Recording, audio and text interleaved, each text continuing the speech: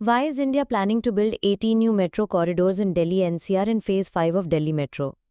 दोस्तों, Delhi metro rail corporation DMRC अब phase 5 की तैयारी में है और ये अब तक का सबसे बड़ा विस्तार होने वाला है। इस फेज़ के तहत पूरे एनसीआर में कुल 18 नए कॉरिडोर बनाए जाएंगे, जिनकी लंबाई लगभग 206 किलोमीटर होगी और इनमें 128 नए मेट्रो स्टेशन शामिल होंगे।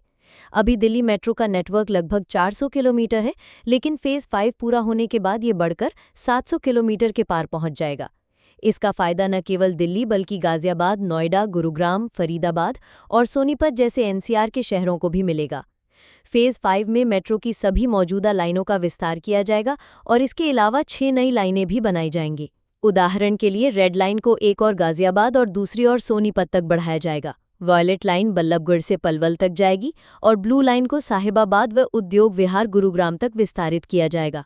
इसी तरह ग्रीन लाइन बहादुरगढ़ से असौधा तक जाएगी। इसके साथ ही कई नए कॉरिडोर प्रस्तावित हैं, जैसे मयूर विहार से लोनी बॉर्डर, तुगलकाबाद से नोएडा सेक्टर 142 और सीजीओ कॉम्प्लेक्स से सूरविहार फरीदाबाद तक।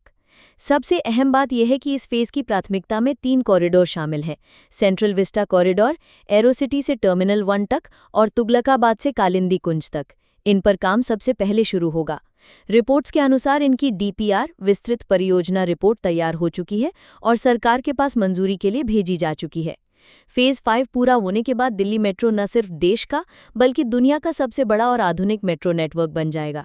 इससे दिल्ली में ट्रैफिक का दबाव कम होगा, लोगों का सफ़र समय और पैसे दोनों के लिहाज से आसान होगा और साथ ही एनसीआर के शहरों को दिल्ली से तेज, सुरक्षित और पर्यावरण अनुकूल कनेक्टिविटी मिलेगी।